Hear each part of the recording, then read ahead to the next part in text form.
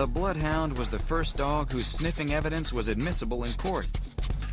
In fact, this nose is so powerful, it dragged a Bloodhound 135 miles across the state of Kansas, successfully tracking a scent. Anybody that's ever kissed a Bloodhound on the nose knows what a beautiful nose is all about. As one of the most famous Bloodhounds, McGruff the crime dog can tell you there is no breed of dog that can compete with the Bloodhound's sense of smell. The Bloodhounds are unrivaled in their sense of smell. They can smell a trail over 300 hours old. That's 12 days. You better keep a leash on them at all times, because if they catch a scent, they're done. You can't stop them. Their distinct look and sound is easily identifiable, with a unique howl that can be heard for miles. And those long ears and droopy jowls, you'll never mistake this dog for any other. In fact, droopy pretty much sums it up, from their saggy skin, to their hanging eyes, to their long swinging slobber. They drool, and they'll shake their head, and you have a big glob of spit going across the room. They were originally the dogs of monasteries in Belgium, and were famed for their pure blood.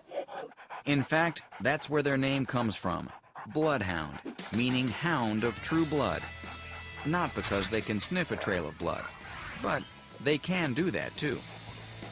We did such a good job of breeding Bloodhounds to have such a strong ability to scent that it's no surprise that when the dog does pick up a scent, they have a harder time listening or hearing you calling to them. Tommy. Most dogs are led by humans. Bloodhounds tell humans where to go. Their basic anatomy is made for scenting. As air rushes through the nasal cavity, tiny scent particles are lodged in the nose mucus. From here, the scent receptors go to work and send the info to the olfactory bulb in the brain.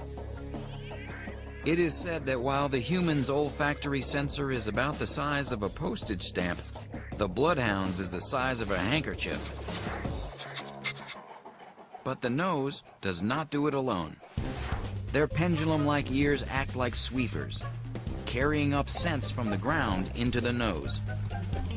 And to assist even further, the various wrinkles on a Bloodhound are so important to its design that they have their own names, from the generous lips that hang below each nostril to the flews, which are a continuation of the lips closer to the ear, all the way down to the dewlap, those funny folds around the neck.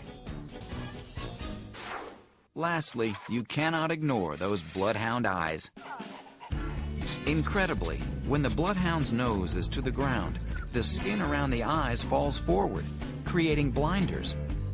This keeps the dog more focused on the ground in front of him.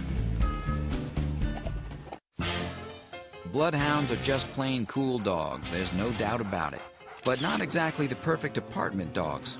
This is a dog that loves to use its nose and loves to get out into those wide open spaces. Because they're so active and will go anywhere, they need to be bathed regularly, and their ears are an issue. Their ears are so long that they'll get in their food and they get really, really dirty. So you probably have to clean their ears every day. Like most big dogs, they have a propensity to bloat, which may be avoided by using an elevated feeding bowl. To minimize bloat, you want to feed your dog in 2 separate meals. Training with these pups can be a big deal if you want them to be Sherlock Holmes. If you're just looking for a slobbery, happy pet, they're a lovable, snuggly family dog. Just don't leave smaller kids in charge, because the Bloodhound will overpower them without knowing it. Hurry up. I can't hold him for long. So, the Bloodhound. Always keep penned in or on a leash, and be sure not to overfeed them. While they need their ears cleaned every day, they make good, slobbery, cuddly pets. Just be sure to put in the training time, or that family dog will turn into stubborn dog. Bloodhounds obviously know how to work, but they also know how to play. And as long as you give them a mission with their nose, they're happy pets. Where's it at? Where's it at? Claudia,